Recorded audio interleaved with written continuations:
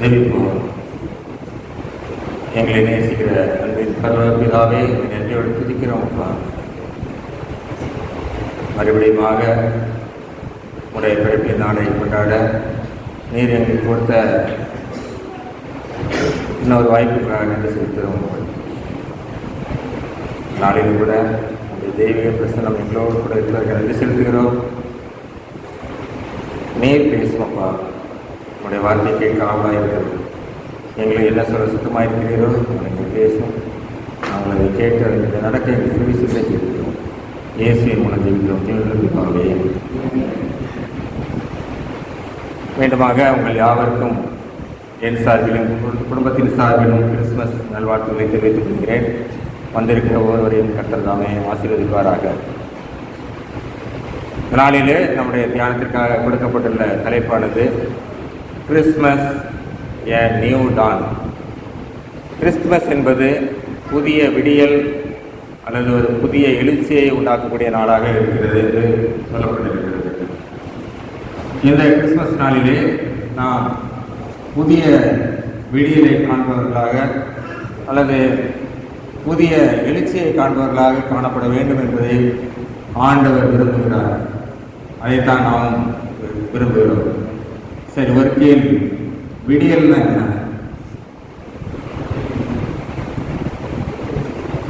விடியல் எப்பொழுது வரும்?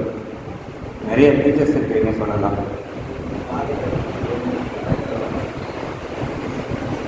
ஆதியாகமம் 1ஆம் அதிகாரம் 5ஆம் வசனத்தை வாசிங்கள்.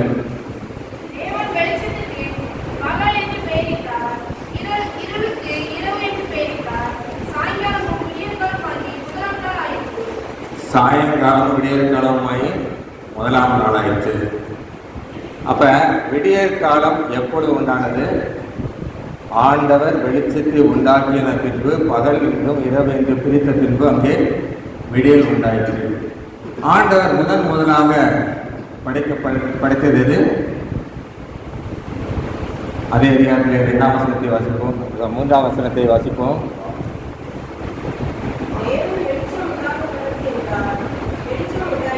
தேவன் வெளிச்சம் உண்டாக கிடவது என்றால் வெளிச்சம் உண்டாயிற்று.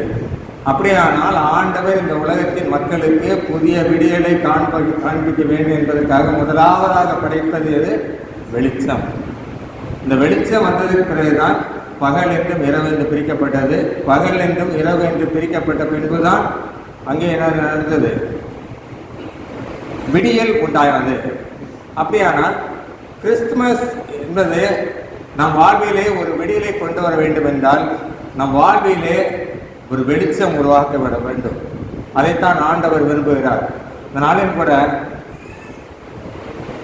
ஏசாயா வாசிக்கிற ஏசாயா அதிகாரம் 9ஆம் அதிகாரம் 2ஆம் வசனத்தை மீண்டும் வாசிப்போம்.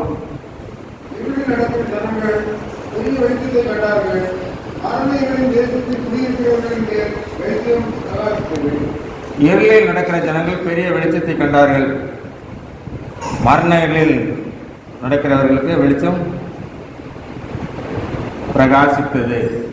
அப்படியானால் இந்த உலகத்தின் மக்களுக்கு விடியலை கொடுப்பதற்காக தேவன் மனு உருவாக இந்த உலகத்திலே வந்து பிறந்தார். மனு உருவாக வந்து பிறந்த ஆண்டவர் இந்த உலகத்தில் உள்ள மக்களை, நம்மை ஆண்டவர் விடியலுக்கு நேராக, எழுச்சிக்கு நேராக நடத்துகிறவராக இருக்கிறார். மாத்திரமல்ல, யோவான் 9ஆம் அதிகாரம் 5ஆம் வசனத்திலே நான் உலகத்தில் இருக்கையில் உலகத்திற்கு வெளிச்சமாக இருக்கிறேன் என்றார். ஆண்டவர் இந்த உலகத்தில் இருக்கையில் இப்பொழுது இருக்கும்போது ஆண்டவர் உலகத்திற்கு வெளிச்சமாக இருக்கிறார். உலகத்திற்கு வெளிச்சமாக இருக்கிறார் என்றால் நமக்கு விடியலை தந்து கொண்டிருக்கிறார் என்று அர்த்தம். அதே யோவான் சுவிசேஷத்திலே 12ஆம் அதிகாரம் 46ஆம் வசனத்திலே என்னிடத்தில் விசுவாசமாக இருக்கிறவனும் இருளில் இராதபடிக்கு நான் உலகத்திற்கு ஒளியாக வந்தேன். அவரோடு கூட இருக்கிற நாம் இருளில் நடவாதபடிக்கு ஆண்டவர் நமக்கு வெளிச்சமாக வந்திருக்கிறார். ஆண்டவர் இந்த உலகத்திலே வெளிச்சமாக வந்தார். அப்படியானால் ஆண்டவர் ஒரு வெளிச்சம், நித்திய வெளிச்சத்தை கொடுக்கிறவர். ஆனால் அதே ஆண்டவர் என்ன சொல்கிறார்? மத்தேயு 5ஆம் அதிகாரம் 14-15 வாசிப்போம். போதும். நீங்கள் உலகத்திற்கு வெளிச்சமாக இருக்கிறீர்கள். ஆண்டவர் உலகத்திற்கு வெளிச்சமாக வந்தார். ஆனால் அங்கே என்ன சொல்கிறார்? நீங்கள் உலகத்திற்கு வெளிச்சமாய் இருக்கிறீர்கள். அப்படியானால் ஆண்டவர் நம்மிடத்தில் எதிர்பார்ப்பது என்ன? நாம் மற்றவர்களுக்கு ஒரு விடியலை கொண்டு வர வேண்டும். நாம் மற்றவர்கள் வாழ்விலே ஒரு பிரகாசத்தை கொடுத்து ஒரு விடியலை, ஒரு எழுச்சியை கொண்டு வர வேண்டும் என்று ஆண்டவர் விரும்புகிறார். இந்த கிறிஸ்துமஸ் நாளிலே ஆண்டவர் அதைத்தான் விரும்புகிறார். புதிய விடியல் என்றால் புதிய எழுச்சி. இயேசுவை பற்றி அறியாத மக்களுக்கு அவருடைய வாழ்க்கையிலே நாம் புதிய எழுச்சியை கொண்டு வர வேண்டும், புதிய ஒரு விடியலை கொண்டு வர வேண்டும். அதற்காக ஆண்டவர் சொல்கிறார், நீங்கள் உலகத்திற்கு வெளிச்சமாக இருக்கிறீர்கள். ஆண்டவர் உலகத்துக்கு வெளிச்சமாய் வந்தார், விடியல் உண்டானது. நம் வாழ்விலே அநேக விடியல்கள் உண்டானது. நாம் இருளில் நடந்து கொண்டிருந்த போது ஆண்டவர் வந்து நம்மை மீட்டதினால் நாம் விடியலை நோக்கி வந்திருக்கிறோம். ஆண்டவர் இப்பொழுது என்ன சொல்கிறார்? நான் உங்களிடம் எதிர்பார்ப்பது நீங்கள் உலகத்திற்கு வெளிச்சமாக இருக்கிறீர்கள். அதனால் ஆண்டவர் என்ன சொல்கிறார்? நீங்கள் உலகத்திற்கு வெளிச்சமாக இருப்பதனால் நாம் எப்படிப்பட்டவர்களாக இருக்க வேண்டும்? நான் உலகத்திற்கு வெளிச்சமாக இருக்க வேண்டும் என்றால், நான் உலகத்தில் மக்களுக்கு வெளிச்சமாக இருக்க வேண்டும் என்றால் நான் எப்படி இருக்க வேண்டும் என்பதை ஆண்டவர் என்ன சொல்கிறார்? மத்தேயு 5:16 வாசிப்போம்.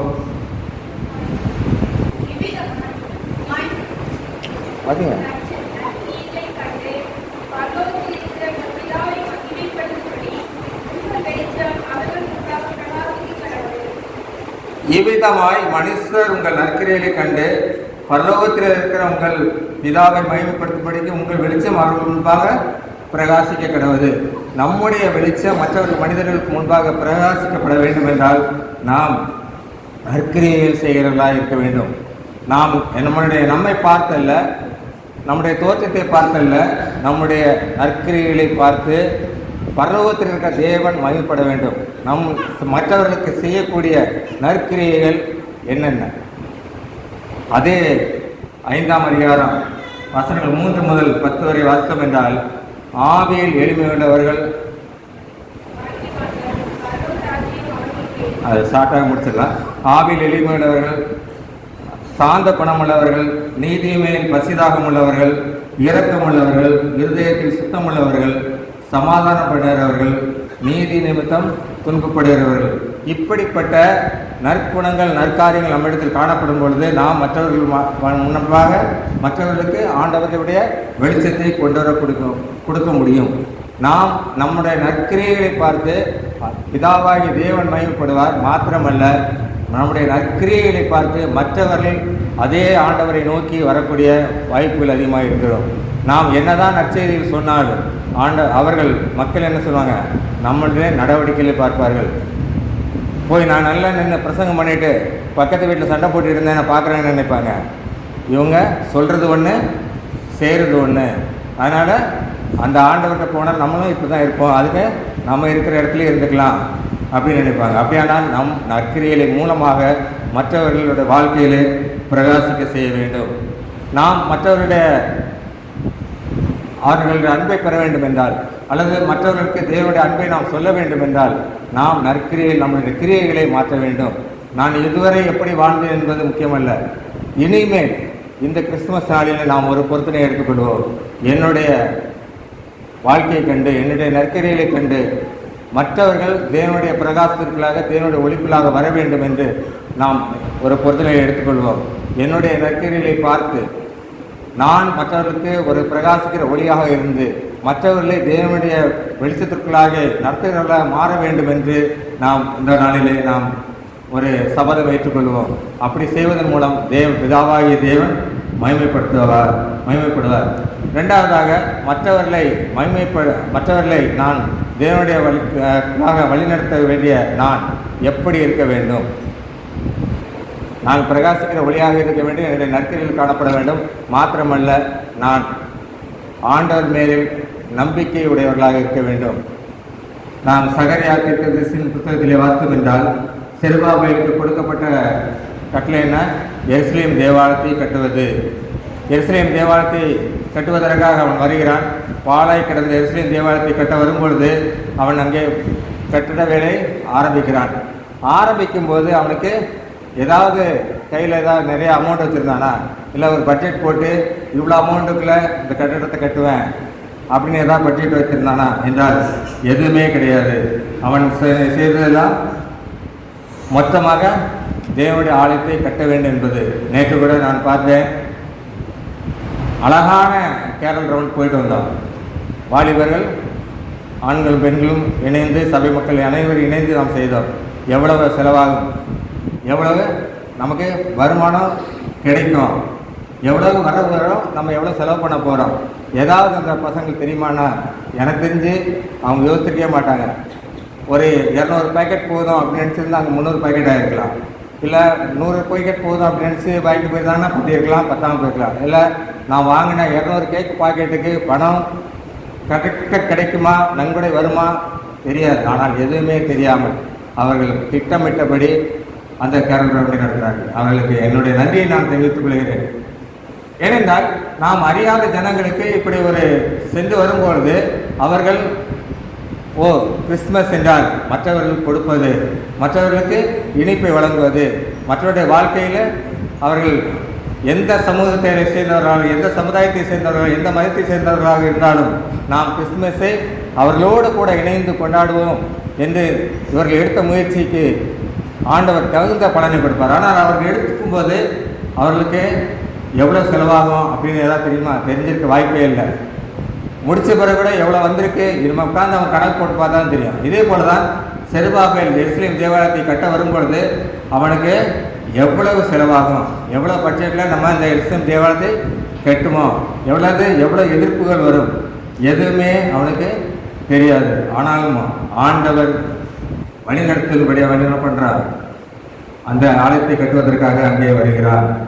அப்பொழுது அவன் என்ன, கர்த்தர் பேரில் மட்டுமே ஒரு விசுவாசத்தை வைத்து அந்த கட்டட வேலையை ஆரம்பிக்கிறான். முதலில் ஆரம்பிக்கும் போது அந்த வேலை ஒரு அற்பமாக கூட காணப்படலாம்.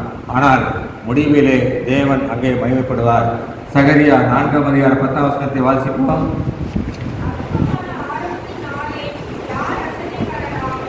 அற்பமான ஆரம்ப நாளை நாம் எப்படி அசட்டை பண்ணலாம்?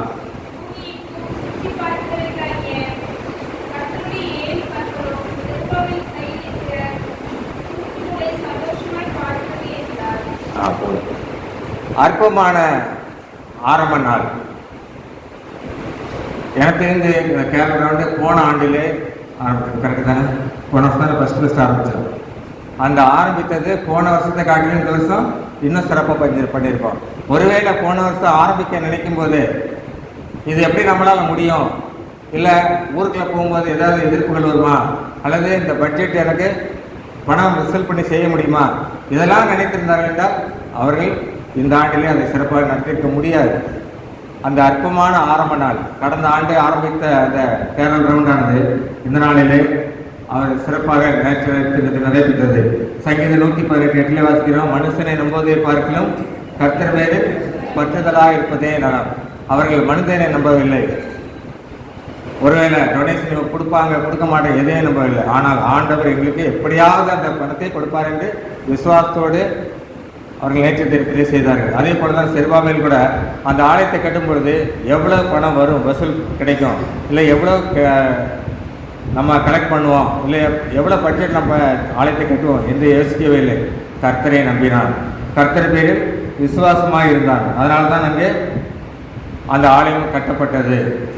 ஆபிரகாம் வாழ்க்கையில் கூட நாம் பார்க்கும் என்றால் பலிபீடத்திலே படியெடுப்பதற்காக அவன் மகனை கொண்டு செல்லும்போது அந்த குட்டி பையன் கேட்குறான், அப்பா பலி செலுத்த வந்திருக்கிறோம், ஆடு எங்கே என்று கேட்டபொழுது என்ன சொன்னார், அவர் கர்த்தர் பார்த்து கொள்வார், கர்த்தர் பார்த்து கொள்வார். இந்த விசுவாசம் நம்மிடத்தில் இருக்கும் பொழுது, இந்த நம்பிக்கை நம்மிடத்தில் இருக்கும் பொழுது நாம் கூட பிரகாசிக்கிற ஒளியாக இருந்து மற்றவருடைய வாழ்வியலை விடியலை கொண்டு வரலாம்.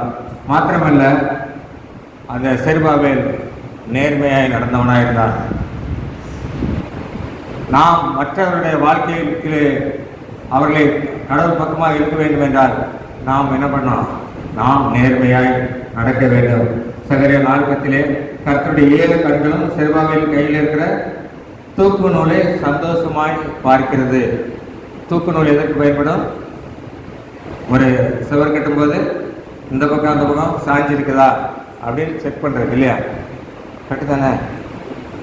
அதாவது நாம் எப்படி இருக்கிறோம், நேராக இருக்கிறோமா, இல்லை யாராவது ஒரு பக்கம் சாய்ஞ்சு இருக்கிறோமா, இல்லை ஏதாவது ஒரு பக்கம் சப்போர்ட் பண்ணிட்டு போகிறோமா அப்படின்னு நம்மளை செக் பண்ணுறது. ஆனால் ஆண்டவருடைய 7 கண்களும் செருபாபேலின் கையில் இருக்கிற தூக்குநூலை சந்தோஷமாய் பார்க்கிறது. ஆண்டவருடைய 7 கண்களும் நம்முடைய வாழ்க்கையை சந்தோஷமாய் பார்க்கிறதா? இப்பொழுது இதைத்தான் நாம் பார்க்க வேண்டும். செருபாபேல் எருசலேம் தேவாலயத்தை கட்டுவதற்காக பாபிலோனிலிருந்து அவர்கள் கிளம்பி வரும்பொழுது அநேக வெகுமதிகள் பக்கத்தில் இருந்தவங்கெல்லாம் கொடுத்தாங்க. எல்லாவற்றையும் அவர்கள் கொண்டு வந்து அந்த ஆலயத்தை கட்டினான். அப்பொழுது அவன் நேர்மையாய் நடந்ததினால்தான் அந்த ஆலயத்தை கட்ட முடிந்தது. ஒருவேளை அவன் அந்த படத்தில் ஏதாவது கொஞ்சம் அப்படி இப்படி எடுத்திருந்தான்னா என்ன ஆயிருக்கும்? எருசலேம் தேவாலயம் கட்டப்படி இருக்காது. இப்போ என்கிட்ட பணம் கொடுத்துக்கிறீங்க ஒரு வேலைக்காக, நான் என்னிடத்தில் நேர்மை காணப்படவில்லை தான் கொடுக்குறவங்களும் அதை நிறுத்திடுவாங்க. அப்படியானா ஆரம்பிக்கப்பட்ட அந்த வேலை நின்று போகும். எஸ்ரா 6ஆம் அதிகாரம் 2ஆம் அதிகாரம் 68ஆம் வசனத்திலே மன உற்சாகமாய் காணிக்கைகளை கொடுத்தார்கள். செருபாபேலிடம் மன உற்சாகமாய் காணிக்கைகளை கொடுத்தார்கள். மன உற்சாகமாய், ஒரு இடத்தில் நான் பணத்தை உற்சாகமாய் கொடுக்க வேண்டும் என்றால் அவரிடத்தில் நேர்மை காணப்பட்டிருக்க வேண்டும். ஆனால் இன்னைக்கு அப்படிப்பட்ட நேர்மை எங்கேயாவது இருக்கிறதா? நேர்மை எங்கேயாவது இருக்கிறதா? யோசித்து பார்க்கணும். வெளியில் பார்க்குறோம் ஊழல், எங்கே பார்த்தாலும் ஊழல். சபைக்குள்ள யூடியூப் சேனல் ஓப்பன் பண்ணாலும் தெரியுது. மதுரை ராம்நாத் திருமண்டலம், தூத்துக்குடி திருமண்டலம், திருநெல்வேலி திருமண்டலம், எல்லா இடத்துலையும் அப்படியானால் நம்மை பார்த்து மற்றவர்கள் எப்படி ஆண்டவரிடத்தில் வருவார்கள்? நாம் அதை சிந்திக்க வேண்டும். நாம் நேர்மையாக நடக்கும்போது ஆண்டவர் நம்மை எப்படி வைப்பார் என்றால், ஆகாய் 2ஆம் அதிகாரம் 23ஆம் வசனத்தை வாசிப்போம். ஆகாய் 2:23.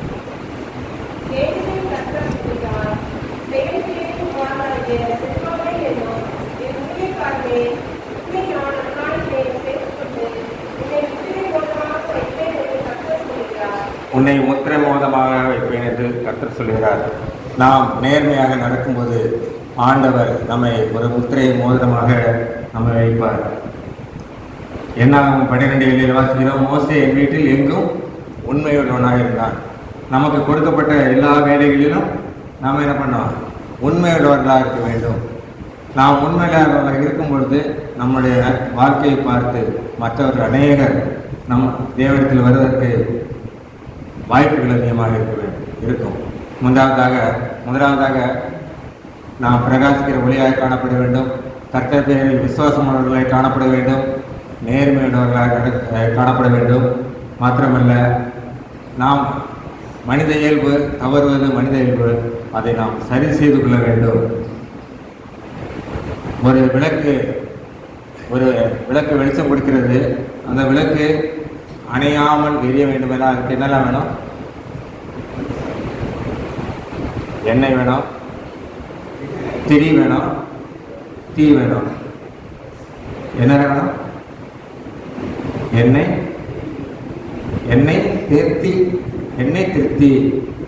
எண்ணெய் திருத்த வேண்டும். நாம் எண்ணெய் திருத்த வேண்டும். எஸ்ரா 4ஆம் அதிகாரம் 24 வருஷத்திலே எருசலேமில் தேவனுடைய ஆலயத்தில் வேலை தடைபட்டு போனது என்று வாசிக்கிறோம். ஒரு ஆலயத்தின் வேலை என்பது தடைப்பட்டு போகும்போது அதை நாம் கண்டுகொள்ளாமல் இருக்கும் பொழுது ஆண்டவர் அங்கே நம்மை கண்டித்து உணர்த்துவார். அப்பொழுது நாம் என்ன பண்ணணும்? நாம் நம்மை திருத்திக் கொள்ள வேண்டும். ஆகாய் 1ஆம் அதிகாரம் 4-5 வசனங்களை வாசிக்கும் போது, இந்த வீடு பாழாய் கிடக்கும் பொழுது நீங்கள் மச்சி பாவப்பட்ட உங்கள் வீடுகளில் குடியிருக்கும்படியான காலம் இதுவோ, இப்பொழுதும் சேனையின் கர்த்தர் சொல்கிறார், உங்கள் வழிகளை சிந்தித்து பாருங்கள். இந்த ஆலயத்திலே மக்களுடைய எண்ணிக்கை, ஆண்டவரை தேடி நம்பி வரக்கூடிய மக்களுடைய எண்ணிக்கை அதிகமாக வேண்டும். இல்லை என்றால் ஆலயத்தை பெரிதாக கட்டி அநேக ஆத்மாக்களை உள்ளே கொண்டு வருவதற்காக நாம் முயற்சி எடுக்காவிட்டால் நாம் மச்சிப்பாவப்பட்ட பெரிய பெரிய வீடுகள் எப்படி இருக்கும் பொழுது ஆண்டவர் அதை சந்தோஷமாய் பார்ப்பதில்லை. அதை உங்கள் வழிகளை சிந்தித்து பாருங்கள் என்று சொல்கிறார். என்னுடைய ஆலயம் சிறிய ஆலயமாக இருந்தது, இப்பொழுது பெரிய ஆலயமாக இருக்கிறது. இன்னும் வரக்கூடிய காலங்களில் இது இடம் கொள்ளாமல் போகும் மட்டும் அநேக ஆத்மாக்களை கொண்டு வர வேண்டும் என்று நாம் நினைக்காவிட்டால் அநேக ஆத்மாக்களை நம் வாழ்க்கையின் நற்காரியங்களின் மூலமாக உள்ளே கொண்டு வரவில்லை என்றால் ஆண்டவர் என்ன சொல்வார்? நீங்கள் மட்டும் முதல்ல ஒரு சின்ன வீட்டில் குடியிருந்திருப்பீங்க, அப்புறம் அதை இடித்து கட்டியிருப்பீங்க, பெரிய வீடை கட்டியிருப்பீங்க, மாடிக்கு மேலே மாடி கட்டியிருப்பீங்க. ஆனால் ஆண்டவர் என்ன சொல்கிறார்? நீங்கள் குடியிருக்கும் பொழுது என்னுடைய வீடு பாழாய் கிடக்கிறது, என்னுடைய வீட்டை அதை சரி செய்வதற்கு ஆட்கள் இல்லை என்று ஆண்டவர் மிகுந்த மனவேதனையோடு சொல்லக்கூடிய காலத்திலே நாம் இருக்கிறோம். எஸ்ரா 5:12 மீண்டுமாக ஆகாய தீர்க்கதரிசி இந்த கண்டித்து உணர்த்தின ஆண்டவருடைய வார்த்தையை சொன்ன உடனே தேவனுடைய ஆலயத்தை மீண்டும் கட்டத் தொடங்கினார்கள். அப்படியானால் நாம் நம்முடைய வாழ்க்கையை மூலமாக மற்றவர்களுக்கு ஒரு விடியலை கொண்டு வர வேண்டும் என்றால் நாம் முதலாவதாக பிரகாசிக்கிற ஒளியாக இருக்க வேண்டும். நம்மிடத்தில் நற்கிரியல் காணப்பட வேண்டும், நம்மிடத்தில் விசுவாசம் காணப்பட வேண்டும், நாம் நேர்மையுள்ளவர்களாக காணப்பட வேண்டும். மாத்திரமல்ல, நாம் எங்கே தவறுகிறோமோ அப்பொழுது நாம் நம்மை சரி செய்தவர்களாக காணப்பட வேண்டும். அது மாத்திரமல்ல, நாம் பிரகாசிக்கிற ஒளியாக இருந்து மற்றவர்களை ஆண்டவருடைய வழிப்பு நேராய் ஆண்டவருக்கு சட்டைகளின் கீழே கொண்டு வரவில்லை என்றால் என்ன நடக்கும் என்றால் 1 கொரிந்தியர் 3:15 வாசிப்போம். 1 கொரிந்தியர் 3:15.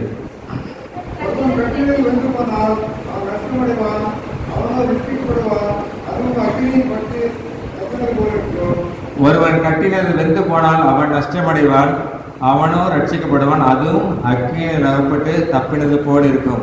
நாம் நம்முடைய வாழ்க்கையை ஆண்டவருக்கு நேராக நாம் இருக்கிறோம், நாம் ரட்சிக்கப்படுவோம். ஆனால் நம் மூலமாக மற்றவர்களை நாம் உள்ளே கொண்டு வரவில்லை என்றால் என்ன? மற்றவர்களுடைய இரத்தப்படி நம்மேல் சுமரும், அதுவும் கூட நாம் அக்கினியில் அகப்பட்டு தப்பினது போல இருக்கும். நம்ம ஒருவேளை நம்ம கூட தவறி போகிறது வாய்ப்பு உண்டு. அதனால நம்ம என்ன பண்ணோம்? ஆண்டவருக்கு நேராக மற்றவர்கள் வழிநடத்தும் பொழுது நாம் மிகவும் நேர்மையாக காணப்பட வேண்டும், மிகவும் உற்சாகமாய் கர்த்தருடைய வேலையை செய்கிறவர்களாக காணப்பட வேண்டும். இது அவங்க செய்கிற வேலை, இது இவங்க செய்கிற வேலை, இது வாலிபர்கள் செய்கிறது இல்லை, இது இந்த கமிட்டி செய்கிறது, அது அந்த கமிட்டி செய்கிறது இல்லை. ஆண்டவருடைய வேலை என்று எடுக்கும் பொழுது நாம் அனைவரும் ஒன்று சேர்ந்து செய்ய வேண்டும். ஒன்று சேர்ந்து செய்யும்பொழுது என்ன நடக்கும்? அங்கே ஒரு ஒற்றுமை காணப்படும் பொழுது அங்கே ஒரு மிகப்பெரிய மாற்றம் உண்டாகும். எனக்கு இவரை பிடிக்காது, அதனால் அவர்கிட்ட பேச மாட்டேன், இல்லை அவர் எந்த வேலை செய்கிறார் அதனால் நான் அந்த பக்கமே போக மாட்டேன், இல்லை இது சபை ஊழியரோட வேலை, நான் எதுக்கு கூட இருக்கணும், இப்படியெல்லாம் நாம் பிரித்து பார்த்தோம் என்றால் ஒருவேளை செருபாபேல் எருசலேம் தேவாலயத்தை கெட்டு போய் நின்ற போது இது ஆண்டவர் அவனுக்கு கொடுத்த வேலை, செருபாபேல் கொடுத்த வேலை, நாங்கள் ஏன் போனோம் அப்படின்னு சொல்லி மற்றவர்கள் போகவில்லை என்றால் அங்கே தேவாலயம் கட்டப்பட்டிருக்காது. அதே போல சபையில் அநேக ஆத்துமாக்களை நாம் கர்த்தருடைய வெளிச்சத்துக்கு நேராக கொண்டு வருவது இது யாருடைய வேலை? சபை ஊழியர் வேலை, இல்லை இது ஐயரோட வேலை. அப்படி என்று நினைத்தோம் என்றால் சபை மக்கள், அநேக மக்கள் ஆண்டவரை நோக்கி வருவதற்கு வாய்ப்பே இல்லை. இதனால் நாம் என்ன பண்ணோம்? நாம் மற்றவர்களை கர்த்தருக்குள்ள நேராக வழிநடத்த வேண்டும் என்றால் நாம் பிரகாசிக்கிற ஒளியாக காணப்பட வேண்டும். நாம் ஒவ்வொருவரும் பிரகாசிக்கிற ஒளியாக காணப்பட வேண்டும். 3:14 அதன் மேல் ஒருவன் கட்டினதை நினைத்தால் அவன் கூலியை பெறுவான். நாம் மற்றவர்களை வழிநடத்தும் போது அவர்களை ரட்சிக்கப்பட்டு உள்ளே வரும்பொழுது வந்தால் அதனுடைய கூலியை ஆண்டவருடைய கருத்திலே நாம் ஆண்டவருடைய வருகை நாட்களிலே நாம் பெற்றுக்கொள்ள முடியும். ஒருவேளை நாம் சரியாக இல்லை என்றால் நாம் அக்கினியில் அகப்பட்டு தப்பினது போலதான் இருக்கும். மாத்திரமல்ல, இதை எப்போ 1 கொரிந்தியர் 3:13 நாளானது அதை விளங்கப்படும். ஆண்டவருடைய விடியலுக்கு நேராக ஆண்டவர் விரும்புகிற அந்த பிரகாசத்துக்கு நேராக நாம் மற்றவர்களை ஈர்த்து கொண்டு வர வேண்டும் என்றால் நாம் முதலாவதாக பிரகாசிக்கிற ஒளியாக இருக்க வேண்டும். நாம் பிரகாசிக்கிற ஒளியாக இருந்தால் நாம் நேர்மையுள்ளவர்களாக இருக்க வேண்டும். நம்முடைய நற்காரியங்கள் காணப்பட வேண்டும். நம்மிடத்திலே ஒரு ஒற்றுமை காணப்பட வேண்டும். நற்காரியங்கள் என்று சொல்லும்போது எல்லாமே அதில் வந்துடும், ஒற்றுமை எல்லாமே வந்துவிடும். மாத்திரமல்ல, நம்முடைய ஆண்டவர் பெயர் வைக்கிற நம்பிக்கை அதிகமாக இருக்க வேண்டும். இதெல்லாம் இருக்கும் பொழுது அநேக ஆத்மாக்களை இந்த ஆலயத்திற்கு நேராக நாம் என்ன பண்ண முடியும்? கூட்டி வர முடியும். அப்படிப்பட்ட பிரகாசிக்கிற ஒளியாக, பிரகாசிக்கிற விளக்காக ஆண்டவர் நம்மை இந்த கிறிஸ்துமஸ் நாளிலே எதிர்பார்க்கிறார். நாம் அதற்கு நம்மை ஒப்பு கொடுத்து ஆண்டவருடைய விடியலுக்கு நேராக, ஆண்டவர் விரும்புகிற பிரகாசத்திற்கு நேராக அநேக ஆத்மாக்களை கொண்டு வருவது நம்முடைய கடமையாக இருக்கிறது. ஒருவேளை வெளிநாட்டிலிருந்து வந்த மிஷினரிகள் நம்ம இந்திய திருநாட்டுக்கு வரவில்லை என்றால் நாம் என்ன பண்ணியிருப்போம்? இப்போ இருளில் தான் இருந்திருப்போம். நல்லா அழகாக ட்ரெஸ் பண்ணிவிட்டு காலையில் இவ்வளோ லைட்டை போட்டு உட்காந்து கர்த்தரை ஆராதிப்போமா? வாய்ப்பு இல்லை. நாமளும் என்ன பண்ணியிருப்போம்? எங்கேயோ ஒரு இடத்துல இருந்திருப்போம். ஏதோ பாசம் தெரியாத இடத்துக்கு வெளிநாட்டிலிருந்து மிஷினரிகள் வந்து கஷ்டப்பட்டு நம்மை ஆண்டவருடைய வழிக்கு நேராக நடத்துனதுனால நாம் இன்னைக்கு என்ன பண்ணுறோம்? நன்றாக படித்து நல்ல வேலையில் இருக்கிறோம். ஆனால் நான் என்ன செய்கிறேன்? நான் அவர்களிடத்தில் பெற்ற நன்மை இப்பொழுது வெளிநாட்டு மிஷினரிலாம் அதிகமாக வர்றதில்லை. அப்படிங்கும்போது நாம் என்ன செய்து கொண்டு இருக்கிறோம்? நாம் அப்படியே தான் இருக்கிறோமா? அதைத்தான் நாம் யோசித்து பார்க்க வேண்டும். இந்த கிறிஸ்துமஸ் நாளில் நாம் இதை ஒரு சவாலாக ஏற்றுக்கொண்டு வரக்கூடிய கிறிஸ்துமஸ் நாட்களாக இந்த ஆலயம் நிரப்பத்தக்கதாக புதிய ஆத்மாக்களை கொண்டு வருவேன் என்று நாம் ஒவ்வொருவரும் பொறுப்பெடுத்துக் கொண்டால் அநேக ஆத்மாக்கள், அநேக இருளிலே நடக்கிற ஜனங்கள் வெளிச்சத்திற்குள்ளாக வருவார்கள். அதைத்தான் ஆண்டவர் விரும்புகிறார். இந்த கிறிஸ்துமஸ் நாளிலும் கூட ஆண்டவர் என்ன பண்ணார்? இருளில் நடக்கிற ஜனங்கள் பெரிய வெளிச்சத்தை காணப்படும்படியாக ஆண்டவர் என்ன பண்ணுறார்? இந்த உலகத்திற்கு ஒளியாக வந்தார். அவர் அதற்காக மனித ரூபம் எடுத்து உலகத்துக்கு வந்தார். நாம் என்ன செய்து கொண்டிருக்கிறோம்? நாம் அதை சற்று சிந்தித்து பார்ப்போம். ஆண்டவர் விரும்புகிற வாழ்க்கையை நாம் வாழ்வோம். ஜெபிப்போம்.